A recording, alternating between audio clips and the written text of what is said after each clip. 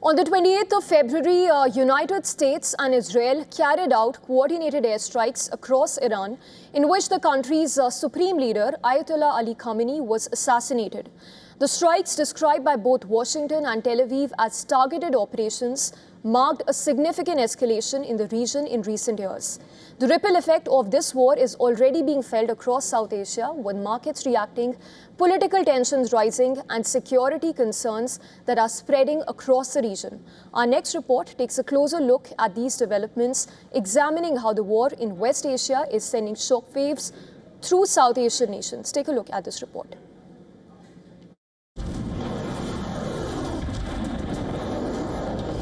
We're ensuring that the Iranian regime cannot continue to arm, fund, and direct terrorist armies outside of their borders.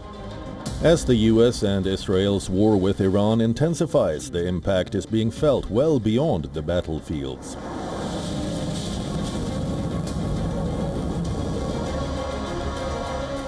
Protests have erupted in Pakistan, India and Bangladesh.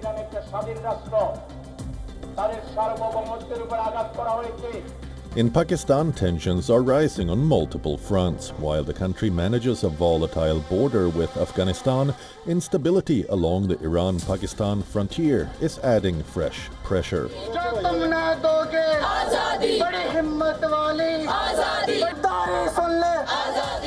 At least 25 people have been killed in pro-Iran rallies. Large protests broke out in Karachi, Lahore and Islamabad.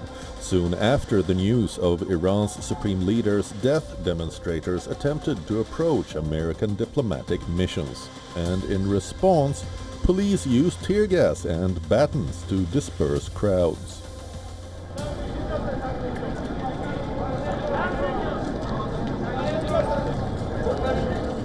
In Skardu, Shia protesters set fire to the offices of United Nations military observers and the United Nations Development Program.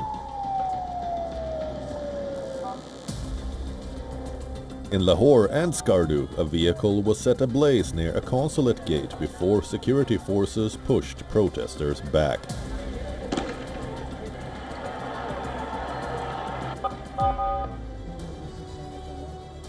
Pakistan is home to a sizable Shia population, estimated at 15 to 20%. For many, Iran holds religious significance as a major center of Shia Islam, and prolonged instability there could deepen sectarian fault lines within Pakistan.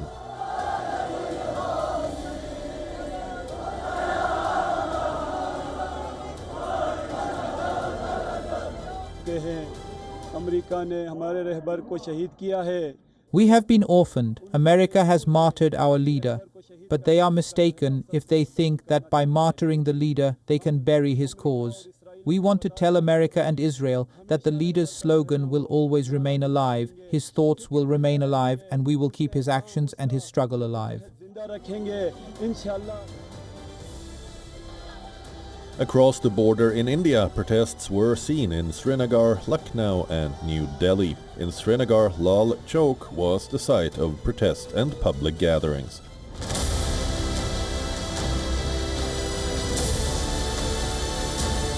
Authorities have sealed off the area, restricted mobile internet and closed schools and colleges. Outside the cordoned zones, mourning processions are continuing, with religious and social groups observing multi-day vigils.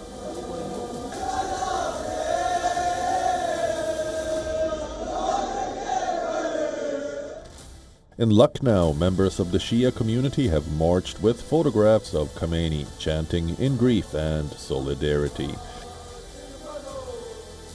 In Bangladesh, processions were organized in Dhaka, including at Dhaka University. Participants expressed solidarity with Iran and raised slogans against the United States and Israel. While the protests in Bangladesh remained largely peaceful, officials continue to monitor developments.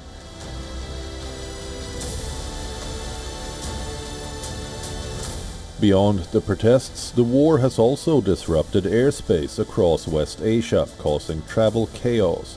Thousands of passengers have been stranded as countries closed or restricted their skies.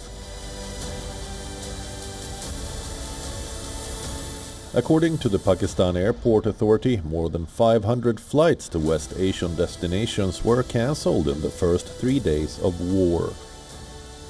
Hundreds of passengers remain stuck at airports waiting for clarity. At the Iran-Pakistan border, returning nationals were seen crossing on foot with suitcases, describing missile strikes and uncertainty inside Iran.